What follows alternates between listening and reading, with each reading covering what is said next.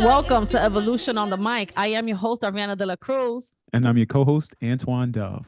And we are back, season 6, Faith in God, episode 7, Faith Through Generations. How do you keep faith alive for the next generation? This one is going to be amazing, y'all. In our last episode, we discussed whether doubts and faith can coexist. We explored whether doubt is a sign of weak faith or if it can actually be a tool for deeper spiritual growth. If you guys missed that one, I highly recommend that you watch it.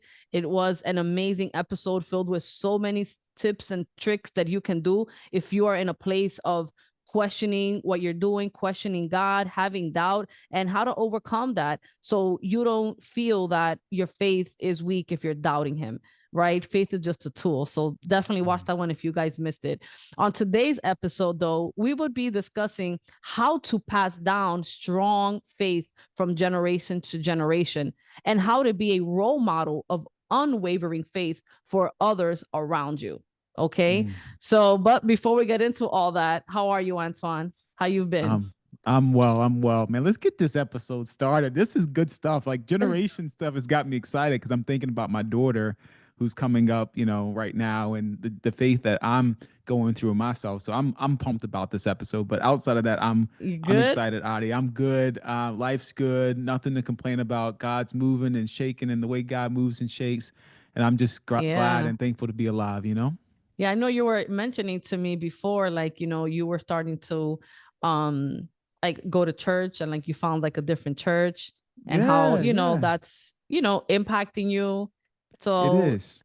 Yeah, and it's just so interesting because I recently was invited to a different church, right? Because I have my church, but I was invited. So when you mentioned that to me, I was like, that is so crazy. Like just this past weekend, we both went to a new church because somebody invited us, and just how amazing that was.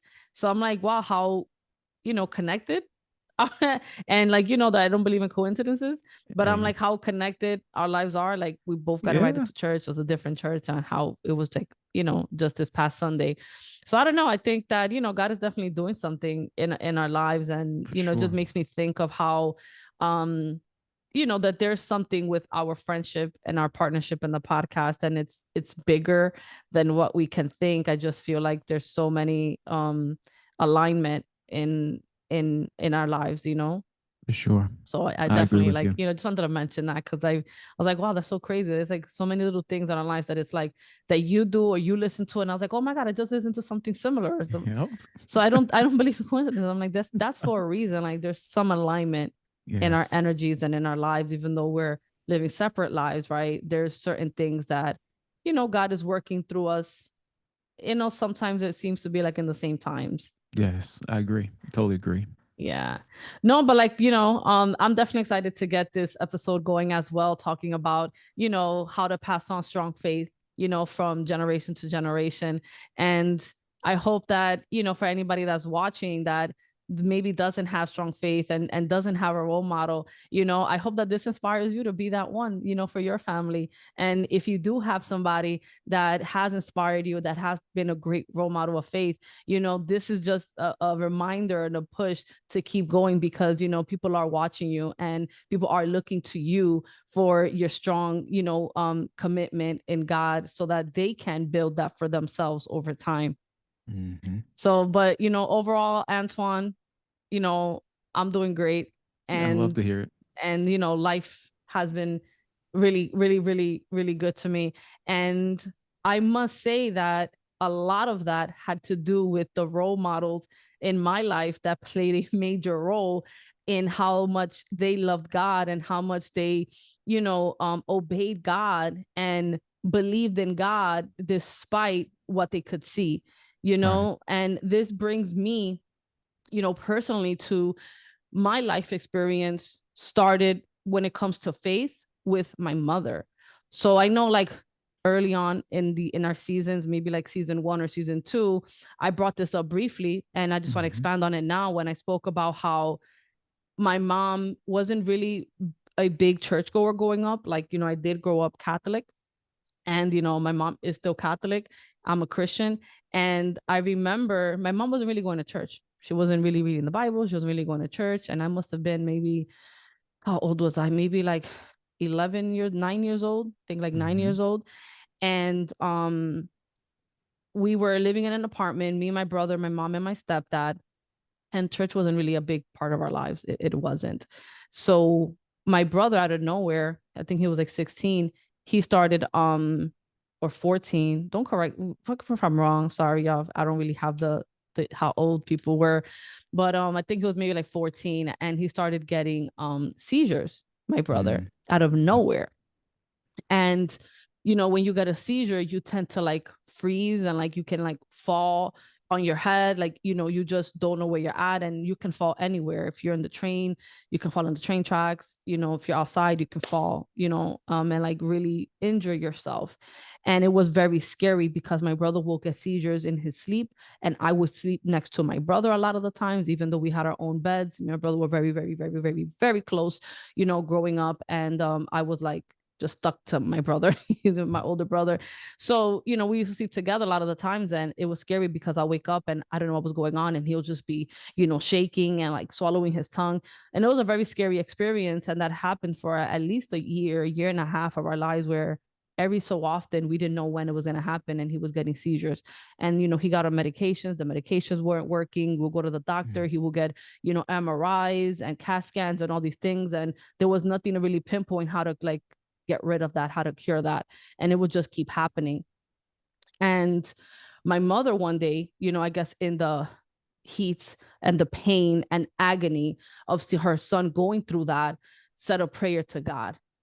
If you heal my brother of the seizure, I'm going to surrender my life to you. I will give my life to you. I will be your servant, and I will go to church, and like basically like I will give you my life.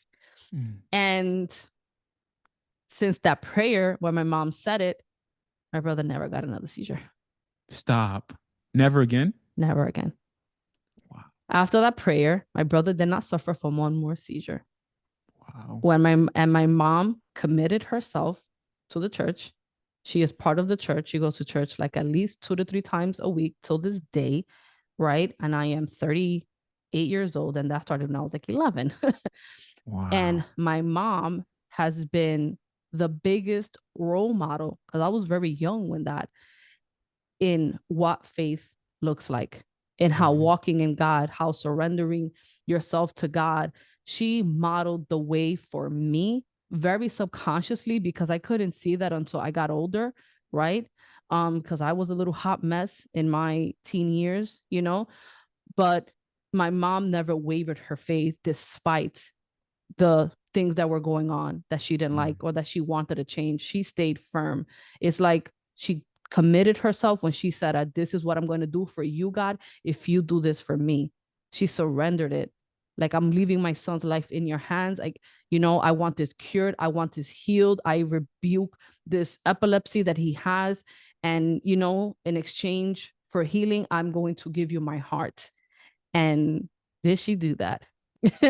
And did she do that and more, right? With me as well, when I became very rebellious, right? When I dropped out of high school, I was, being very promiscuous, drinking a lot, coming home drunk as hell, waking up on the couch, and like my mom, like, why are you sitting on the couch? And I'm like, I don't know, how did I get here? And seeing my mom's pain in her eyes, that her daughter, as a teenager, 16 years old, waking up from a blank out night, because I didn't even know how I got on the couch. Why didn't I make it to the bed?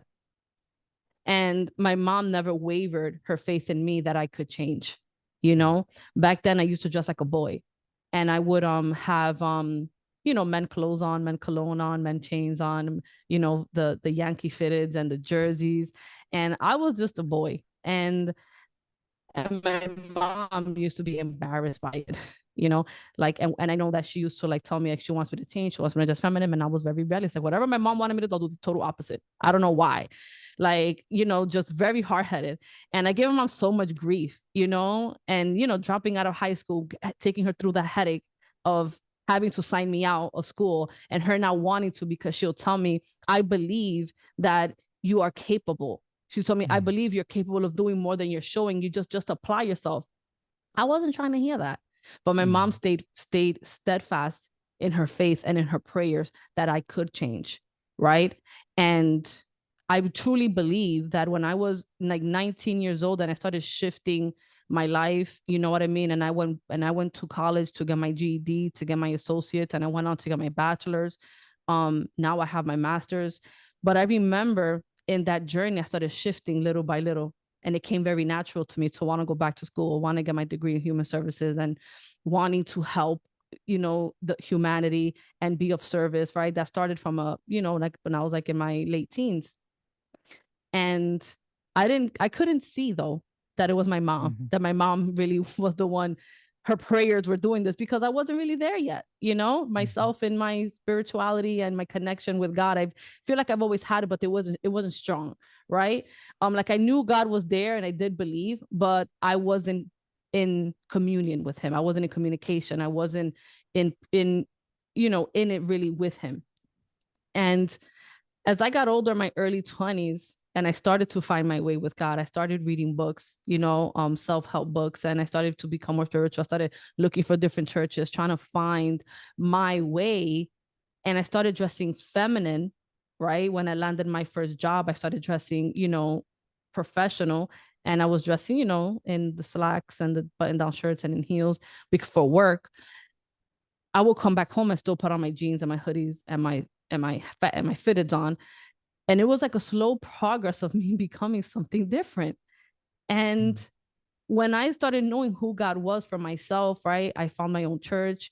I found that Christianity was the way for me, right? That's where I felt comfortable. I felt like was home. It resonated with me through the books I read and everything.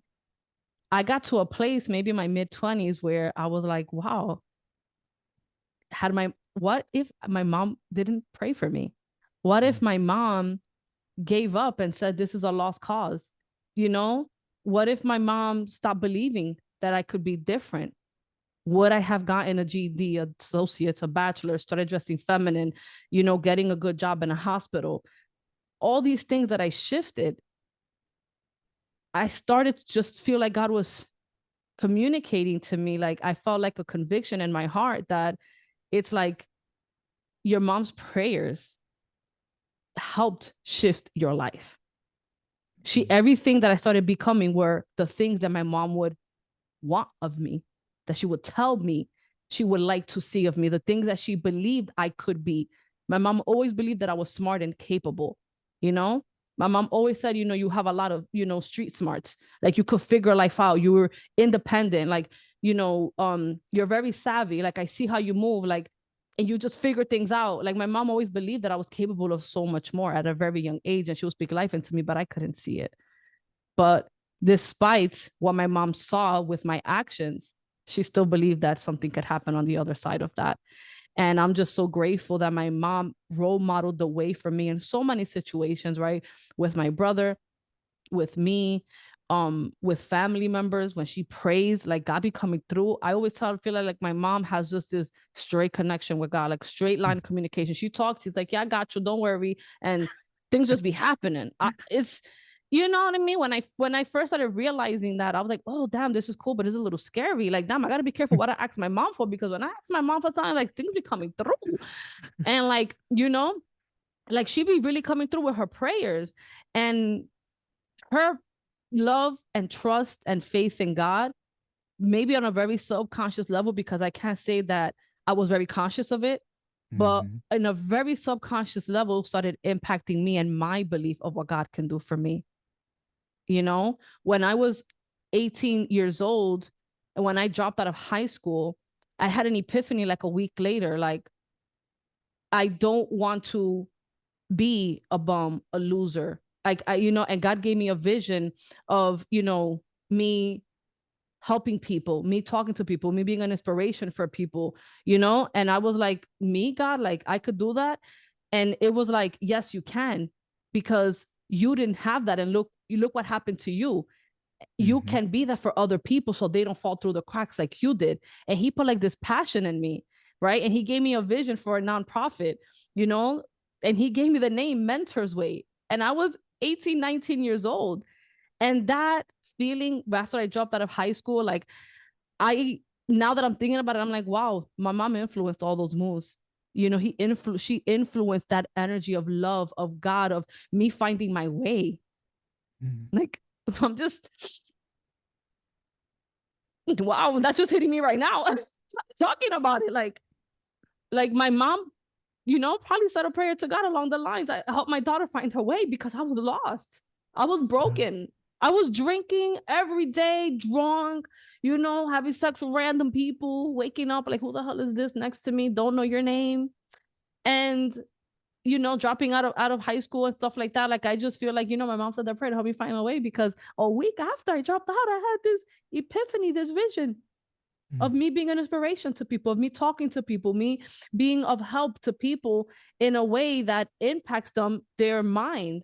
But I was like, how can I do that? And God said, I want you to get your degree in social work, in human services, because you're going to be of service to humanity.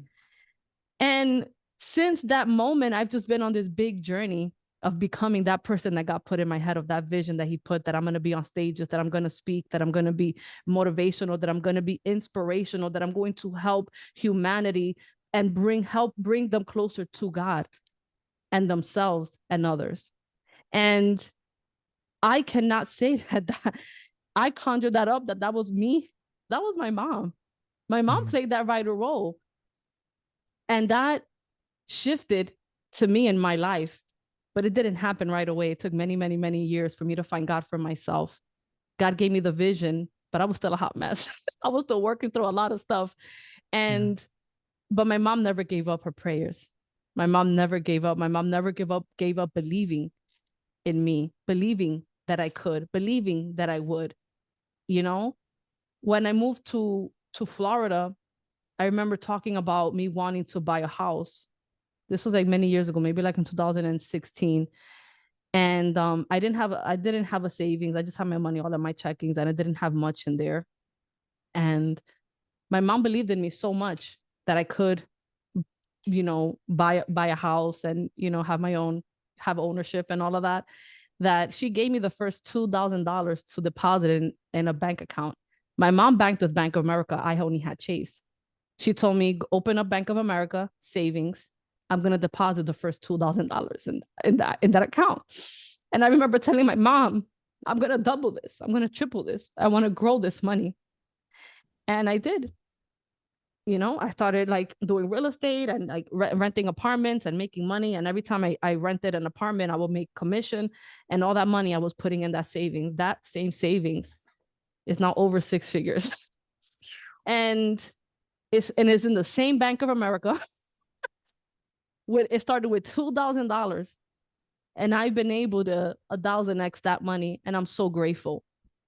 My mom's faith, my mom's prayers, my mom's faith in God, my mom's ability to role model that for me played a major role in my generation, in who I believe God is, and who I believe what God can do in anybody's life, with any situation, anything at all. God can heal. God can turn anything around, no matter what it is. And I have a big admiration and gratitude for my mom for, being such in love with God, that is like, I fell in love with God too, just by her role modeling that. And like, those examples that I gave are like a few in the many of how my mom has displayed her faith, and how she's kept her word to God, how she stayed committed to God in so many ways in her life. My mom knows God is going to provide for her, that God is going to, keep me and my brother safe and good, that God is going to come through for the health of other people around her in the community, right? My mom is a person of service. She is giving. She is generous. She is genuine. And I don't know one person that doesn't love my mom to death. I don't know one person that has anything negative to say about my mom.